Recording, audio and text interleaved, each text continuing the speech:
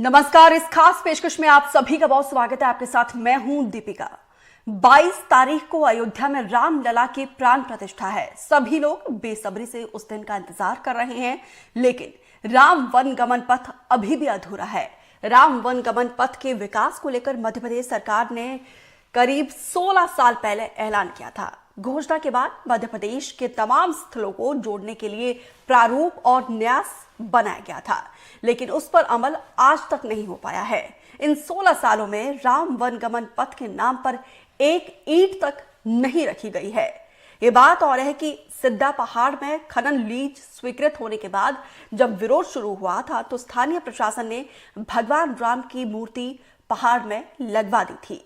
जब जब चुनाव का मौका आया है, राम वन गमन पथ फाइलों से बाहर जरूर निकला है। मध्य प्रदेश के पूर्व मुख्यमंत्री शिवराज सिंह चौहान ने नवंबर 2007 में भगवान राम के मध्य प्रदेश से गुजरने वाले रास्ते को तय करने के लिए राम वन पथ गमन बनाने का ऐलान किया। 16 साल से योजना फाइलों में अटकी है, जिंदा भी है। 2018 में बीजेपी ने चुनाव से पहले इसको लेकर इतनी गंभीरता दिखाई कि बजट में 1000 रुपए की भारी भरकम राशि का जिक्र और आवंटन किया। तत्कालीन मुख्यमंत्री शिवराज सिंह चौहान ने 2007 में जब राम वन पथ गमन बनाने की घोषणा की थी तो 56 करोड़ रुपए की योजना बनाई गई, लेकिन आज हालात ये हैं। सतना जिले में राम वन पथ गमन में कामदगिरी पर्वत, कामतानाथ मंदिर, मंदाकिनी नदी, स्फटिक शिला, अनुसुया आश्रम, गुप्त गोदावरी, टिकरिया, अमरावती आश्रम, मारकंडे आश्रम, सरभंग मुनि आश्रम, सुतीक्षण आश्रम और सिद्धा पहाड़ राम वन पथ गमन का हिस्सा है। कहीं कुछ नहीं बना। सलेहा मंदिर पन्ना में राम वन पथ गमन के तहत जीर्णोद्धार होना था, लेकिन स्थानीय लोगों ने बताया सब कुछ जस का तस है। कटनी के बड़वारा में भरभरा आश्रम में भी जो काम होना था हुआ नहीं। शहडोल में सीतामढ़ी की तस्वीर से अंदाजा लगा ले क्या काम हुआ होगा। खास करके भगवान राम के वन गमन पथ को विकास करते करते सभी तीर्थों का विकास करेगी। जहाँ जहाँ भगवान श्री राम के चरण पड़े हैं, आज हमने अपनी न्यास की पहली बैठक की है और इसमें बहुत सारे निर्देश दिए हैं। उम्मीद करते हैं कि उसके बहुत अच्छे रिजल्ट आएंगे। इस योजना पर सरकार ने विचार 2004 में किया। 2008 की चुनावी सुगबुगाहट के पहले 2007 में चित्रकूट में ऐलान हुआ। घोषणा के बाद संस्कृति विभाग सक्रिय हुआ। रामकथा, साहित्य, पुरातत्व, भूगोल, हिंदी और भूगर्भ शास्त्र जैसे विषयों के जानकारों की बैठक बुलाई गई।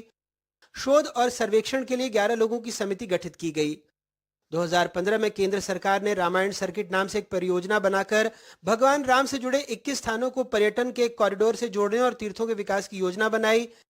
केंद्र ने इस परियोजना के लिए 13,000 करोड़ रुपए आवंटित किए। शिवराज सरकार ने भी अपने प्रोजेक्ट को रामायण सर्किट में शामिल करा लिया।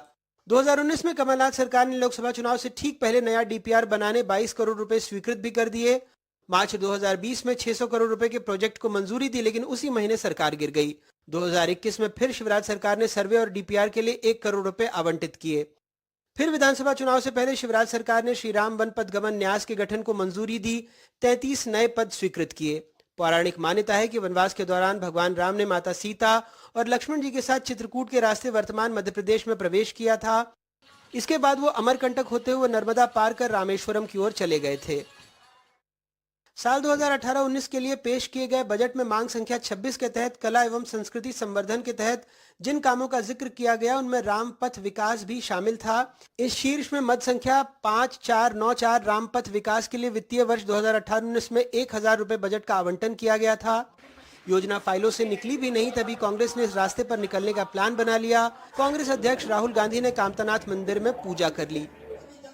सरकार बदली, कमलनाथ गए, कमल खिला, फिर कमल ही खिला है, लेकिन अभी भी बजट का सिर्फ आश्वासन है। अपने अभी 6 तारीख से बजट सत्र शुरू है, तो उसमें इस राम गमन पथ के लिए बजट दिया जाएगा और निश्चित रूप से इस पर काम शुरू होगा। प्रयास अच्छे रहेंगे, जितना अधिक से अधिकतम बजट अपन प्रयास करेंगे लाने का संस्कृति मंत्रालय के माध्यम से।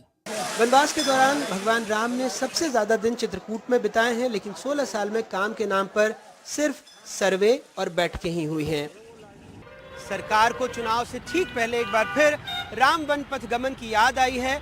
इस याद से मुझे याद आता है कि लोकसभा में राज्यवर्धन राठौड़ के सवाल के जवाब में सरकार ने बताया था, केंद्र सरकार ने, कि राम वन पथ गमन की उनकी कोई योजना नहीं है। इस बारे में छत्तीसगढ़ सरकार का जिक्र उन्होंने जरूर किया था, लेकिन मध्य प्रदेश का नहीं। तो इस देरी और चुनाव से पहले इस चर्चा पर हम तो इतना ही कह सकते हैं, हे राम। भोपाल से अपने कैमरा सहयोगी राजू बाथम और मध्य प्रदेश में अपने ब्यूरो सहयोगियों के साथ अनुराग द्वारी, एनडीटीवी। तो इस पर बातचीत करने के लिए खास मेहमानों का पैनल हमारे साथ जुड़ रहा है। पंकज चतुर्वेदी बीजेपी स्पोक्सपर्सन है और प्रकाश त्रिवेदी वरिष्ठ पत्रकार हमारे साथ जुड़ रहे हैं। स्क्रीन पर दिखाई दे रहे हैं उस्मान अंसारी भी कांग्रेस की तरफ से अपनी बात रखेंगे। आप सभी मेहमानों का अपना कीमती समय देने के लिए बहुत बहुत शुक्रिया।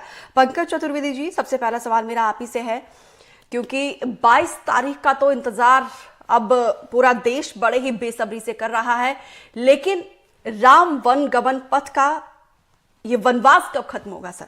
क्योंकि 16 साल हो गए, एक लंबा कार्यकाल आप लोगों का बीता है और अभी भी आपकी सरकार है। कितना समय अभी और लगेगा इस प्रोजेक्ट को कंप्लीट होने के लिए?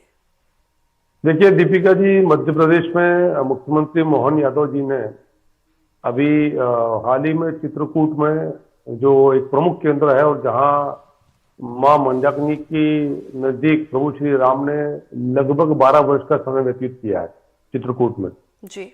और चित्रकूट उत्तर प्रदेश मध्य प्रदेश दोनों भागों में है। तो जो मध्य प्रदेश का हिस्सा वो एक बड़ा क्षेत्र है जहाँ प्रभु श्री राम के चरण पड़े। और फिर मध्य प्रदेश में वहां सतना से प्रारंभ करके फिर यदि अमरकंटक की बात करें जहां से छत्तीसगढ़ प्रारंभ हो जाता है जी, तो वहां तक प्रभु श्री राम का प्रवास रहा। करीब 12 साल तो एक ही स्थान पर रहा। फिर उसके बाद जब दक्षिण की यात्रा प्रारंभ करी, रावण विजय की यात्रा प्रारंभ करी, तो उस पर प्रवास प्रारंभ किया। और मध्य प्रदेश में एक 35 सदस्यीय ट्रस्ट बना है जिसमें कुछ शासकीय अधिकारी हैं और कुछ सदस्य नियुक्त किए गए हैं और 300 करोड़ के बजट का प्रावधान है और जिसमें तय किया गया है कि इन क्षेत्रों में अलग अलग लगभग करीब 1000 किलोमीटर के आसपास का पथ है मध्य प्रदेश का जी, जहां पर कि विशेष रूप से योजना बनाई गई है। ठीक है, तो अब जो है कहीं ना कहीं शुरुआत हो चुकी है। उस्मान जी, अभी आपने सुना पंकज चतुर्वेदी जी को, क्या आपको अब भरोसा है कि इस बार ये प्रोजेक्ट राम वन गमन पथ बनेगा?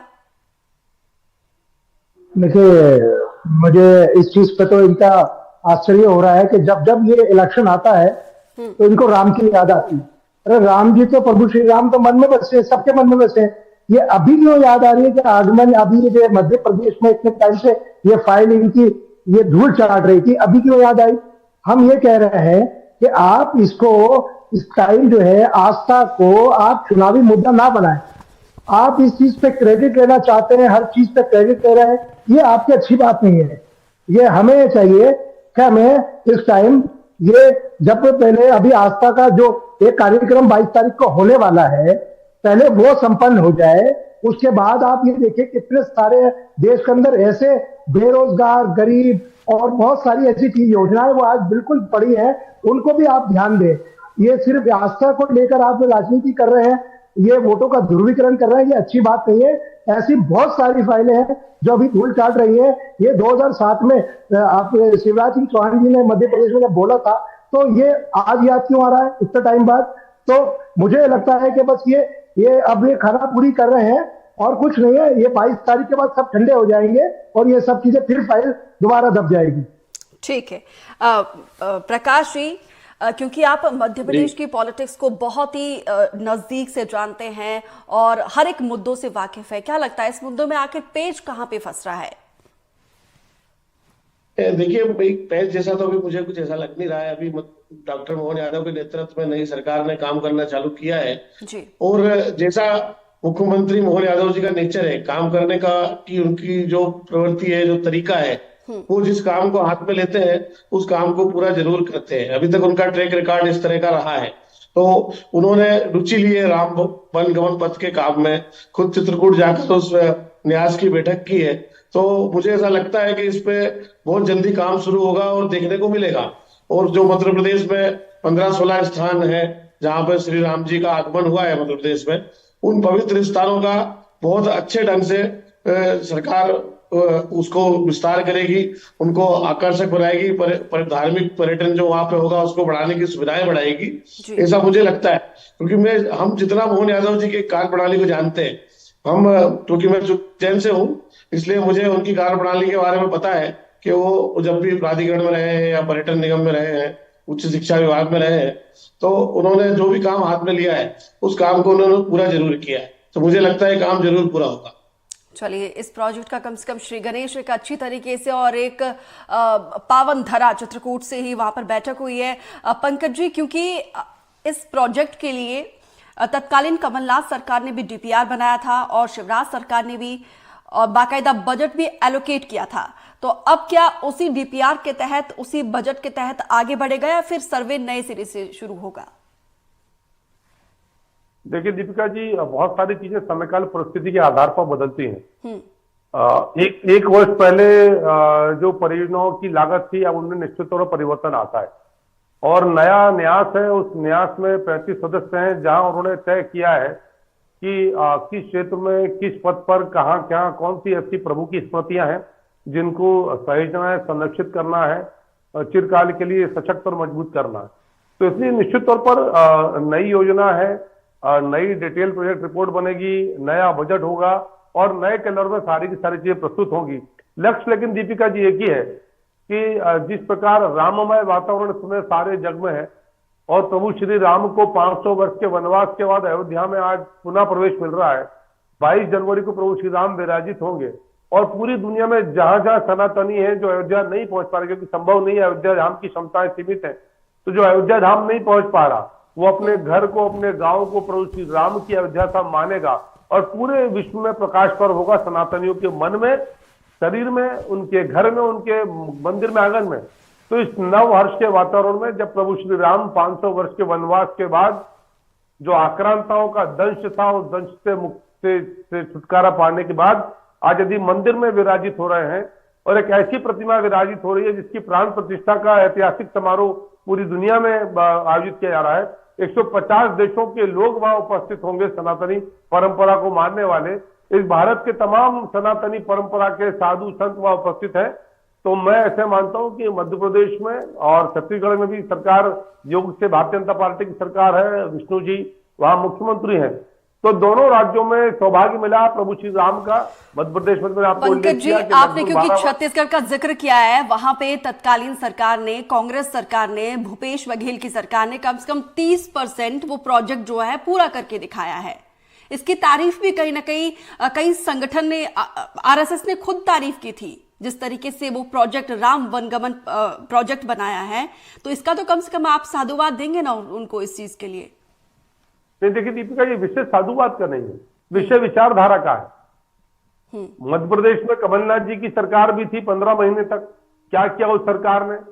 मंत्रालय को दलाली का अड्डा बनाया, मुख्यमंत्री के नजदीकों से नगद में पैसा बरामद होता है। लेकिन मैं इसी प्रोजेक्ट के लिए, राम वनगमन पथ के लिए, मैं छत्तीसगढ़ की बात कर रही हूं क्योंकि आपने छत्तीसगढ़ का जिक्र किया था, इसीलिए मैंने ये सवाल पूछा है। मैं वही दीपिका जी, मुझे आपके सवाल से आपत्ति नहीं है। आप निश्चित तौर पर, आपका अधिकार है सवाल पूछने का, मैं आया उत्तर देने के लिए हूं। मैं सिर्फ ये निवेदन कर रहा हूं आपसे कि कोई भी सरकार किस भावना के साथ काम करती है, और हम तो इतना जानते हैं कि जा पर कृपा राम की होई, ता पर कृपा करे सब कोई। तो ये राम जी के काज, प्रभु श्री राम के काज को पूर्ण करने का सौभाग्य योग से भारतीय जनता पार्टी सरकार को, चाहे छत्तीसगढ़ का विषय हो, मध्य प्रदेश का विषय हो, उत्तर प्रदेश का विषय हो, दिल्ली का विषय हो, और जिनको प्रभु दारुण दुख देखते हैं, जाको प्रभु दारुण दुख देई ताकि मसीह पहले हर ले। तो कांग्रेस के पंकज जी, आप बहुत अच्छी बातें कर रहे हो, लेकिन मैं, देखिए, आप कह रहे हो कि राम की कृपा से छत्तीसगढ़ में राम वनगमन पथ बना है, तो क्या राम की कृपा मध्य प्रदेश में नहीं मिल रही है? राम की कृपा मध्य प्रदेश में नहीं होती तो सरकार कहां से बनती दीपिका जी? ये सब पूरा सकल जग राममय है, कण कण में राम है, राम सर्वत्र व्याप्त और इतनी कृपा मिल रही है, इतना आशीर्वाद मिल रहा है, बहनों का झोली भर भर के प्यार मिल रहा है, तो अब तो कम से कम ये काम पूरा होना चाहिए ना?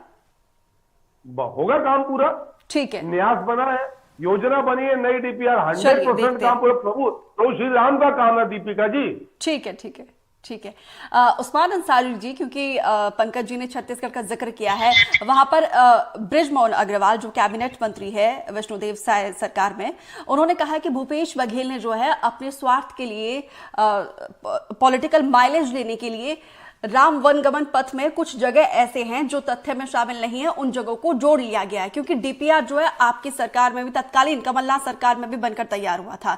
अगर कुछ ऐसे ही पॉइंट आउट अब की सरकार उठाती है तो आप क्या कहेंगे? देखिए, ये कहते हैं राम सिर्फ इनके, राम पूरे जग के राम है। राम ये अपने कोई क्रेडिट लेना होता है तो कहते हैं राम हमारे हैं। जब वहां अच्छा काम हो रहा है तो उसको अप्रिशिएट करो, वो भी तो राम जी के लिए हो रहा है। मगर नहीं, जहां इनकी सरकार है तो क्रेडिट वही लेंगे, पूरे देश में हो रहा है तो सब कुछ क्रेडिट इनका। ये कहते हैं राम सिर्फ हमारे हैं। अरे मन में हमारे भी राम है, सबके मन में राम है। आप इसको पॉलिटिकली क्यों इवेंट बना रहे हैं? क्यों देश में जो है एक आप ध्रुवीकरण की राजनीति कर रहे हैं? क्यों देश को इतना गुलदस्ते की तरह हमारा मुल्क है उसको क्यों बांट रहे हैं? तो अरे इवेंट, पॉलिटिकल इवेंट ना बनाओ। आज तक की चीजें हम घर में भी इसको सेलिब्रेट कर सकते हैं। अब जो हमने वहां काम सरकार ने किया उसको अप्रिशिएट तो कर नहीं रहे, बोल के अपना ही बात और अपनी फाइलें इनकी धूल चाट रही है। आदमी 16 साल हो गए, 16 साल में इन्होंने कोई काम नहीं किया, तो अब क्या करेंगे? अभी 2 महीने और हैं, ये उसके बाद जैसे इलेक्शन कंप्लीट होगा ये पीछे वापस बैकडोर पर वापस आएंगे और ये अपना जो है ये राम का जो अभी जितना जाप कर रहे हैं सब भूल जाएंगे, सब 99 और 100 के चक्कर में लग जाएंगे, क्योंकि इनको सिर्फ ध्रुवीकरण करना है। इलेक्शन सर पर है तो इनको अपना ही नजर आ रहा है। इनको ये नहीं दिख रहा है कि गरीबी रेखा कहां जा रही है, महंगाई दर कहां जा रही है, लोग किस तरह ये ठंड से मर रहे हैं, लोग क्या क्या हो रहा है देश में, वो कुछ नजर नहीं आ रहा। ये सरकार, मैं कहता हूं, ये सिर्फ राजनीति कर रही है। चलिए, अगर आपके मुताबिक सरकार नहीं कर रही है तो उम्मीद करती हूँ विपक्ष भी अपनी भूमिका को अच्छे से निभाए। प्रकाश जी, अभी उस्मान अंसारी कह रहे हैं कि क्योंकि देश इस वक्त राममय है और जोश जोश में इस मीटिंग का आयोजन किया गया है और 22 तारीख के बाद ये मामला जो है ठंडे बस्ते में चला जाएगा, क्या आपको भी ऐसे ही लगता है?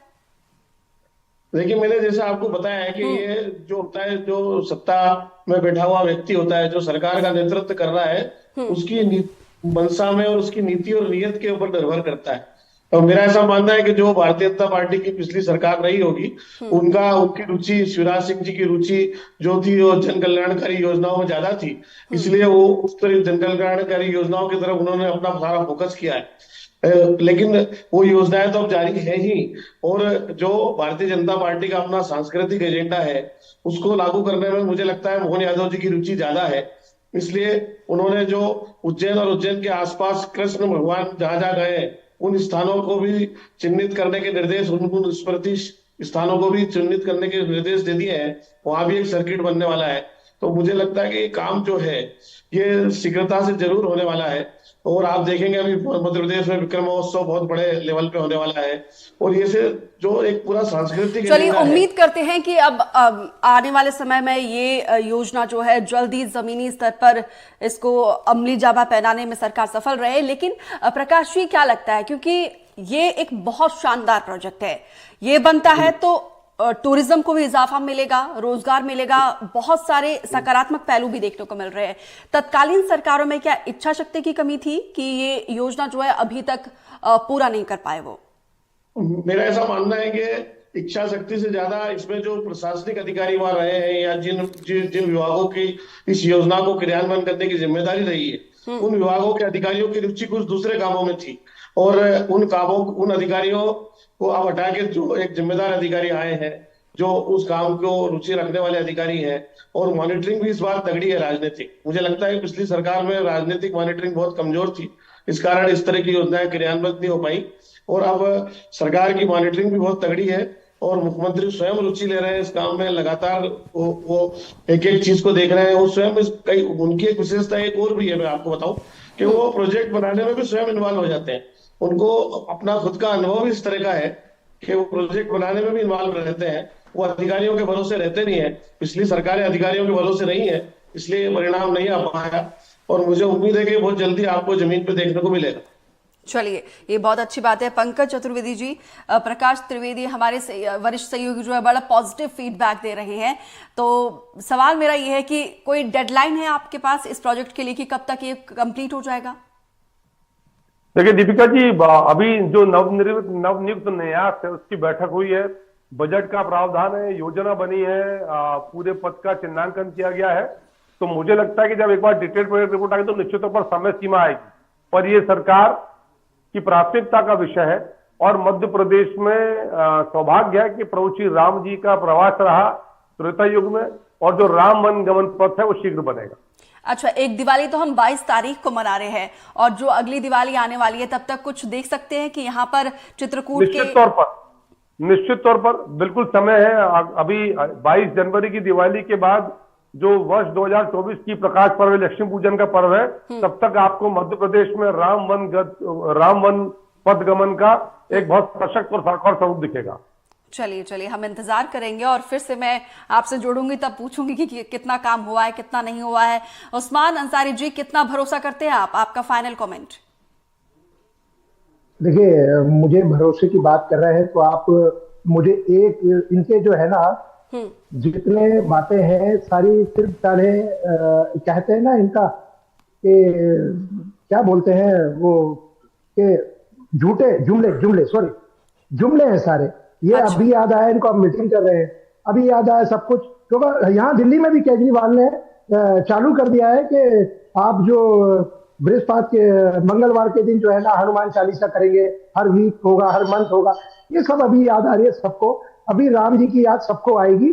तो मेरा ये मानना है सिर्फ जिस दिन 22 तारीख के बाद ये सब ठंडे बस्ते में जाएंगे, और आने वाला समय इलेक्शन तक ये लोग जो है इस तरह राम जी को हमारे ये जो है वोट बैंक की राजनीति करेंगे।